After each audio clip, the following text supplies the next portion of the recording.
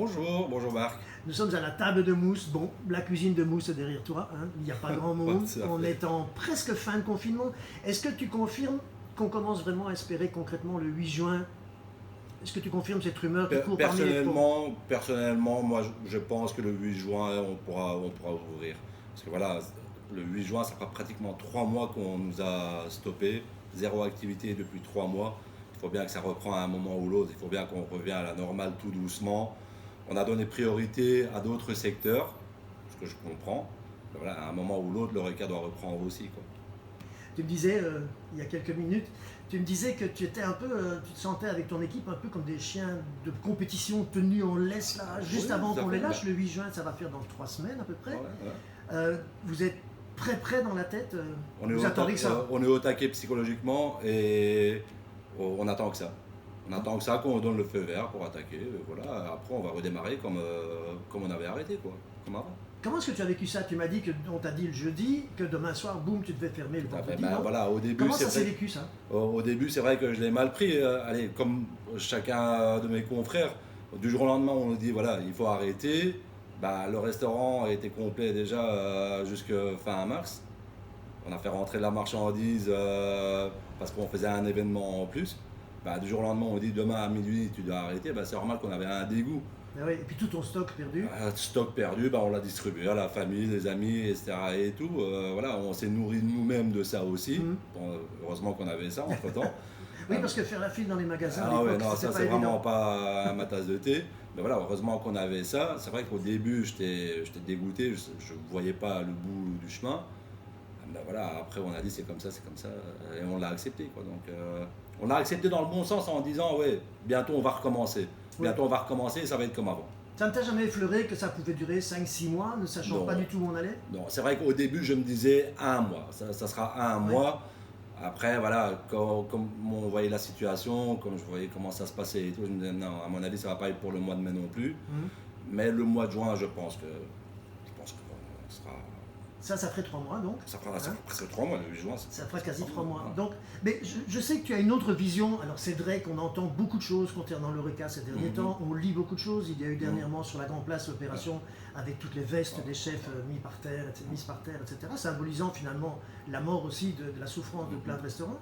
Mais tu as une autre approche en fait que cette vision, pas apocalyptique, mais enfin pessimiste, etc. des choses. Donc comment toi tu le vois? Parce que je sais que tu le vois tout à fait autrement. Mais voilà, moi je le vois, je suis contre tout ça. Il y a des choses qui t'agacent, on va dire. Il y a des choses qui m'agacent, parce que voilà, chaque personne qu'on entend tue l'Horeca. On parle tout le temps, ouais, les petits vont pas tenir, ils vont pas y arriver. Et c'est tout le temps les grands qui disent ça. Et voilà, laisser les choses se faire au fur et à mesure. On va ouvrir, les maisons de qualité de toute façon tiendra le coup. Voilà, on va réouvrir, c'est vrai qu'on a dur, moi-même je suis dans le rouge.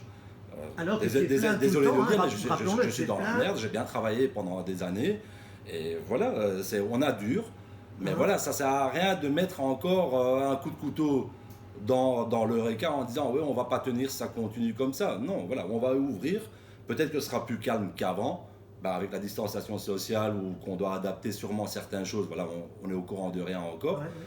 Mais voilà, sûrement, les personnes qui nous soutiennent de toute façon viendront nous voir, c'est la première chose qu'ils vont faire. Dès que les restaurants pourront ouvrir, nos clients fidèles qui attendent que ça, parce qu'eux aussi, entre-temps, ils étaient fermés à la maison. Donc, à un moment où ils peuvent se libérer, ce qu'ils vont faire, voilà, ils vont réserver dans leur restaurant préféré. Et voilà, si on a été bon avant le confinement, on sera bon après aussi. Vous allez même être meilleur parce que vous allez donner toutes vos... Bien sûr, voilà. Après, voilà, il y a des gens qui disent ouais, il faut se réinventer, il faut se renouveler. Ça veut dire quoi ça? On n'a rien inventé. Hein. Il faut pas se mordre la face, on n'a rien inventé du tout. On travaille avec passion, avec amour. Et voilà, après, il faut se remoderniser. C'est tout. Mais voilà, il faut continuer sur la même longueur d'onde comme avant. Si ça marchait avant, pourquoi ça ne marchera pas après? C'est sûr. Tant qu'on donne le même boulot, la même qualité et la même approche, pourquoi ça ne marchera pas? Voilà. Tu préfères être optimiste et faire la méthode Coué, c'est mieux que la méthode... Après, voilà, l'État dit report TVA, report ONSS, etc. et tout. Tant mieux. Après, voilà, on va flinguer l'État en disant ouais, il faut complètement annuler la TVA, il faut complètement annuler l'ONSS, etc. Ça, vous avez le même langage, tous, hein? Je suis désolé, si on fait travailler du personnel, voilà, à un moment, s'il faut payer quelque chose, voilà, on est obligé de payer. Il faut jouer le jeu. C'est vrai, c'est lourd, Ben, s'il faut jouer à un jeu, il faut jouer le jeu. Si on a décidé d'être indépendant, c'est pour jouer ce jeu. Donc pas de reproche au gouvernement, etc. Tu n'es pas de ceux qui gueulent avec les loups. J'ai le reproche, il y a des revendications mais pas à 100% en disant oui, voilà. Tout n'est pas de leur faute. Voilà, tout n'est pas de leur faute. On a eu un virus. C'est vrai que c'était très grave. Il fallait ce confinement, il fallait ce lockdown. Mais voilà, il y a un moment où ça va être fini. Ça ne va pas continuer comme ça pendant 5 ans non plus. Il y a un moment où il faut qu'on revienne à la normale. On va revenir à la normale, progressivement. Voilà, donc maintenant, ça sera, j'espère, le 8 juin, ça sera à notre tour. Et après, à nous de faire le travail. Tu parles des gens qui vous ont soutenu. Comment est-ce qu'ils t'ont soutenu? Ça s'est traduit comment, le soutien d'une clientèle fidèle, en tout cas? Non, chez toi, on sait que tu as beaucoup d'habitués. Le soutien de la clientèle fidèle, déjà, moi, c'est la relation que j'ai avec ma clientèle depuis longtemps. En plus, l'avantage que j'ai, moi, ici, ben voilà, je suis propriétaire de mon restaurant. La table de je mousse, suis en salle, je connais tous mes clients. Donc, souvent, on est en contact. Et voilà, le soutien de ma clientèle, déjà, ce qui me fait chaud au cœur, c'est pas financier. J'ai au moins 5-6 mails par semaine, soutien des clients, en me disant, voilà, on ne vous oublie pas, j'espère que vous tenez le coup, j'espère que vous tenez bon. Ça fait du bien, ça. Première chose on fera, c'est de venir manger chez vous dès qu'on pourra sortir. Ça fait chaud au cœur. Donc, ça nous motive pour après le confinement. Et après, voilà, c'est vrai, moi, je vais le dire, j'ai eu une aide financière de certains de mes clients. Ils ont pris des bons cadeaux. Ils ont pris des bons cadeaux, voilà, pour me soutenir, pour revenir après le confinement. Comme ça, voilà, ça a fait un plus à ma trésorerie. Ouais, peut-être que ça a permis aussi de m'aider pour tenir encore un peu le coup. Mais voilà, ça me fait chaud au cœur. Et sans eux, tu n'aurais pas pu tenir le coup? Ou limite? Non, ça aurait été limite. Voilà, maintenant, je ne vais pas dire que ça a été des millions. Hein, non, mais ça a été plus dur. C'était un plus.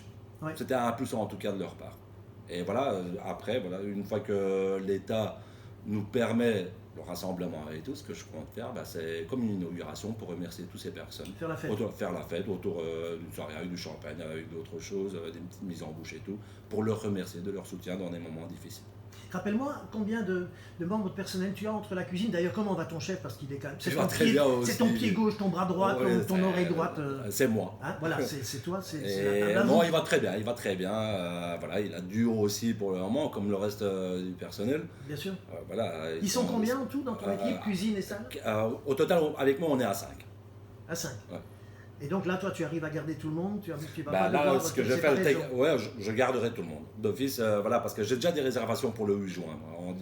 Depuis que le bruit court de la date, tu as déjà des réservations? J'ai déjà des réservations pour le 8 juin. Mais tu es toujours plein 2-3 semaines à l'avance. Oui, voilà, une fois qu'ils vont dire, je ne sais pas combien de temps à l'avance ils vont dire qu'on pourra réouvrir.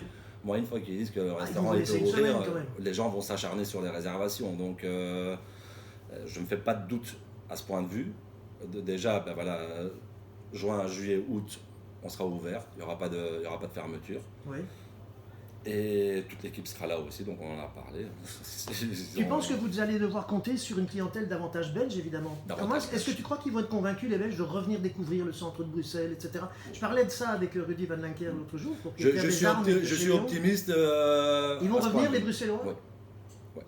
Mais en fait, les Bruxellois, que ce soit Bruxellois ou autour de Bruxelles, ce qu'ils vont faire, ils vont viser, déjà s'ils ne nous laissent pas l'autorisation de voyager à l'étranger et tout, déjà ce qu'ils vont faire, ils vont voyager en Belgique. C'est sûr, donc, c'est ce qui va arriver. À Côte, dans les Ardennes et tout. Et après, voilà, c'est normal qu'ils vont soutenir le restaurant local. Bien sûr. Et après, nous aussi, de notre côté, ce qu'on va faire, on va soutenir tout ce qui est produits locaux. Pendant un temps, ce sera ça. Les gens ont redécouvert aussi l'idée des produits locaux pendant le confinement avec les circuits directs, aller rechercher sa viande à la ferme, etc. Vous allez devoir poursuivre dans cette voie-là. On va essayer de ne pas sortir de la frontière belge pendant un temps. Voilà. Après, il y a les poissons, etc. et tout, les coquillages de Bretagne et tout, ça c'est encore une autre histoire. Mais tout ce qu'on peut travailler du local, on va le faire. Mais c'était déjà dans ta démarche auparavant, d'aller le moins loin possible. Oui, tout à fait. Mais là, on va le pousser encore plus.